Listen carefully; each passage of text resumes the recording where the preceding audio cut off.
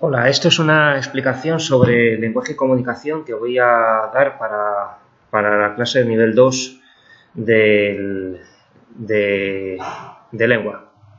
Bueno, ya lo habíamos visto, pero aquí tenemos una definición más completa. La comunicación es el proceso de transmisión de informaciones de un emisor A un receptor B a través de un medio C. De ahí se sintetiza en decir transmisión de información de un emisor a un receptor. Con eso vale, ¿no? A través de un medio. Y lo que os decía, que la información tiene que tener un carácter intencional, que tiene que tener intención comunicativa. El ejemplo que habíamos puesto de una columna de humo que sale por el horizonte, no sabemos si es un incendio o es alguien que nos esté haciendo una señal. Si es alguien que nos está haciendo una señal, es realmente comunicación. Si no, sería un indicio o una señal. ¿Vale? En la comunicación la podemos dividir en distintas clasificaciones, ¿no? Pero aquí tenemos una muy básica, que es que la comunicación puede ser no verbal, ¿no? La comunicación no verbal pues puede ser por gestos, ¿no? O puede ser la comunicación de los animales, puede ser una comunicación icónica por medio de imágenes, ¿no? Un cigarro tachado o algo así, ya sabemos lo que significa, que no se puede fumar o que no se pueda jugar a la pelota o lo que sea, ¿no? Y la comunicación animal, pues ya sabemos que es no verbal. Aquí habría que podríamos añadir también la comunicación no verbal de los gestos, cuando alguien se expresa con gestos. Luego está la comunicación verbal, que es la comunicación lingüística, que es la que da lugar a nuestras lenguas, ¿verdad? Cuando estamos hablando en español, por ejemplo, tenemos comunicación verbal. Y luego hay una combinación de verbal y no verbal, que es la verboicónica, que podría estar cuando tenemos imágenes acompañadas de texto, o cuando tenemos en una película, por ejemplo, que estamos viendo imágenes a la vez que vemos que estamos escuchando lenguaje, pues eso no se puede comprender de una cosa sin otra, ¿no? No podemos oír una película sin verla o verla sin oírla. Entonces eso es comunicación verboicónica.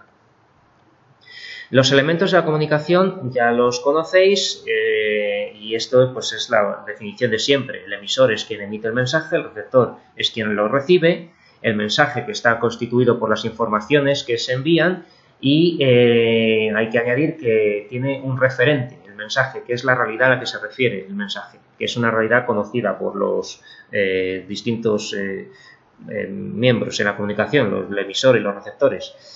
El canal es la vía, el canal por el que circula el mensaje, el código es el conjunto de signos y reglas para combinarlos y el contexto son las circunstancias que engloban el proceso comunicativo.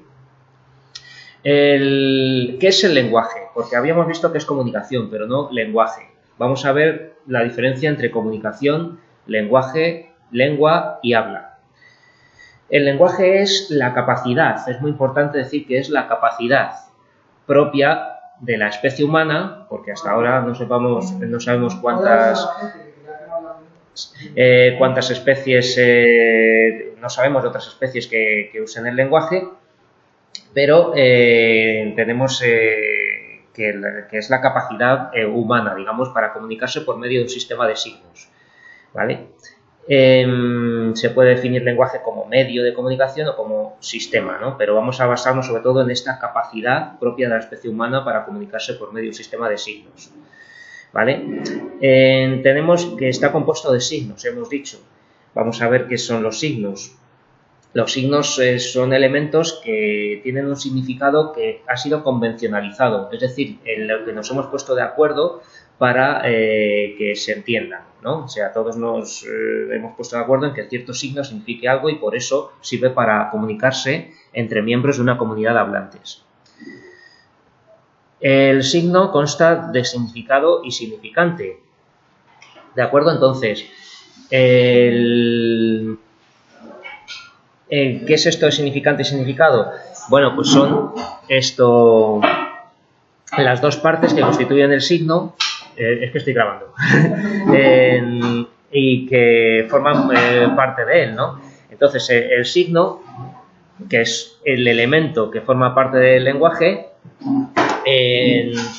tiene el significado, que es como lo que significa el concepto, y luego el significante, que es o bien la palabra escrita o la imagen acústica, es cómo suena la palabra, ¿no? Es como lo que sería cómo se transmite ese significado, ¿vale?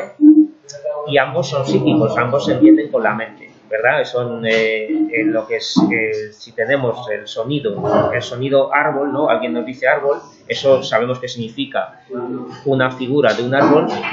Y luego, por otro lado, pues sabemos cómo suena y cómo se escribe, ¿no? Cómo suena y cómo se escribe es el significante. Entonces, estos son los signos lingüísticos. ¿Vale? Aquí tenemos este dibujito donde vemos que el signo lingüístico tiene estas dos partes, el significado y el significante. El significado es cuando pensamos en lo que significa y el significante es la palabra, ya sea escrita u oída, ¿no? Lo que sería, aquí está en portugués, pero vamos, árbol, pues esta palabra se escribe o suena como sabemos, ¿no? Entonces, el signo lingüístico tiene unido el significado con su significante, lo que significa con la manera en que lo expresamos. Eso es un signo lingüístico, ¿vale?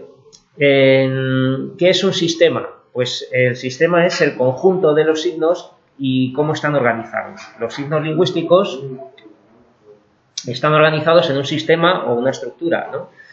Un sistema que es un conjunto de elementos que guardan relación unos con otros, ¿vale? Que se oponen entre sí o que existen en función unos de otros. No pueden existir unos sin otros, ¿no? Eso es un sistema, un conjunto de elementos, en este caso van a ser signos lingüísticos, que tienen siempre unas relaciones unos con otros. Por eso se dice que, como es de signos, que el sistema es un sistema, hemos dicho que es un sistema semiológico.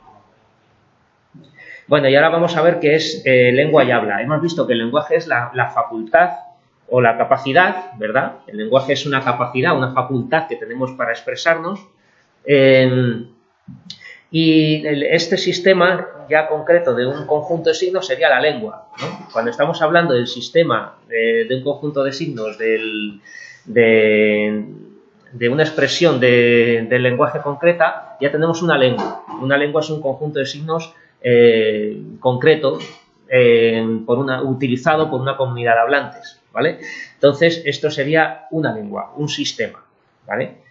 Y luego sería, el habla es la realización del sistema. Es decir, que el sistema, digamos, es como un conjunto teórico en teoría, porque siempre que se pone en práctica un sistema de signos, una lengua, se va a expresar de una forma concreta. Se va a expresar de una forma que no va a ser igual. El habla va variando según la región, según los hablantes, según, ¿no? Entonces, la manifestación concreta de una lengua es el habla. Y hay muchos tipos de habla, ¿vale?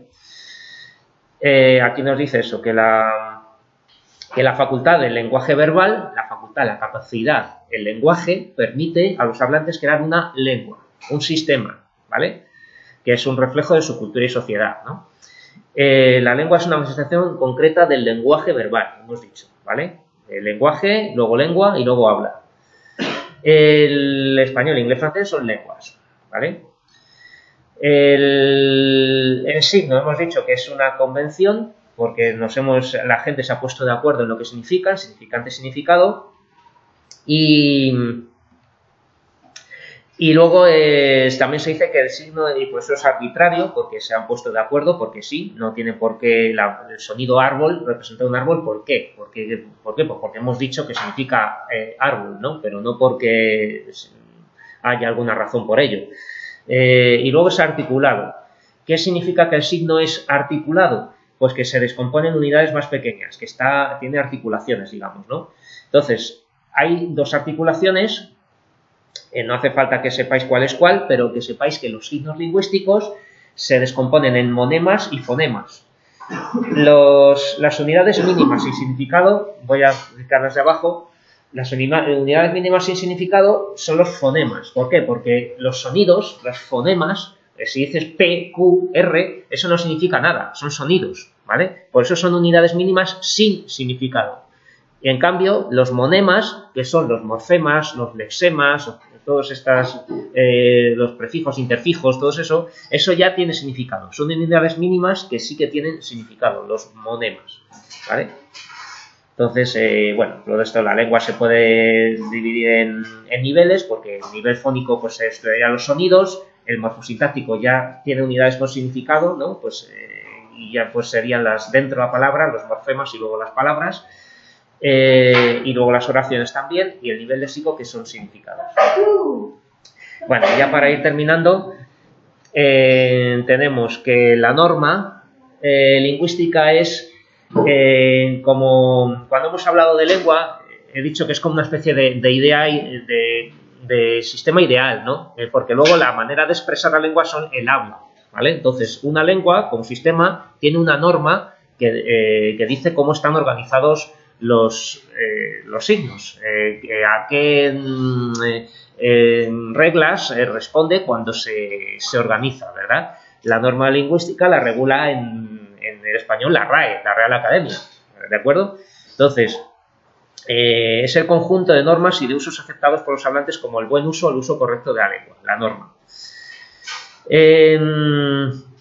Y luego, otro concepto importante de lengua es que va a tener diferencias. Una lengua va a tener variedades, variantes, variedades, diferencias, que van a ser las diatópicas, diastáticas y diafásicas. Esto lo veremos con más detalle un poco más adelante, pero porque lo tengáis ya, las variedades diatópicas, ¿vale? Topos significa lugar, ¿no? Topografía, etcétera. Diatópicas es a lo largo de el terreno, digamos, ¿no? Entonces, las variedades diatópicas son las que tienen que ver con el espacio geográfico y eso da lugar a los dialectos, ¿vale? Porque no se habla igual en Galicia que en Andalucía, que en Extremadura o a lo largo de toda América, ¿no? El español pues, también es la misma lengua que permite que haya una continuidad lingüística, ¿no? Entre todas las distintas regiones, ¿vale? Entonces, esas son las variedades diatópicas, las que dan lugar a los dialectos. Las variedades diastráticas, estratos son las distintas capas, ¿no? Entonces, las variedades diastráticas son las que se dan entre distintos estratos de la sociedad. No habla lo mismo, no habla igual alguien que no haya tenido educación en la juventud, entonces va a tener un montón de vulgarismos, de incorrecciones, y alguien que a lo mejor haya tenido un nivel socioeconómico alto, ha tenido una educación muy buena en unos colegios privados muy buenos o algo así, entonces igual tiene unos rasgos lingüísticos que van a ser de otra jerarquía. Entonces, estratos de la sociedad tienen niveles vulgar y culto, ¿vale? Vulgar y culto y otros intermedios. Y luego también aquí en los estratos de la sociedad podríamos hablar de conjuntos de la sociedad. Por ejemplo, las jergas de los médicos, de los mecánicos, no sé, de las costureras, lo que sea, ¿no? O sea, tiene que haber grupos también sociales que tienen su propio idioma dentro del idioma. Y estos son variedades diastráticas. Y luego están las variedades diafásicas, que son entre los distintos tipos de modalidad expresiva, que son los registros, que puede ser esto formal o informal o coloquial, ¿vale? Y eso sí que depende del hablante, que puede, por ejemplo, alguien que a lo mejor no tiene mucha cultura, pero sabe que en cierto momento requiere la situación lingüística hablar de una manera más elegante porque esté ante personas importantes o algo así.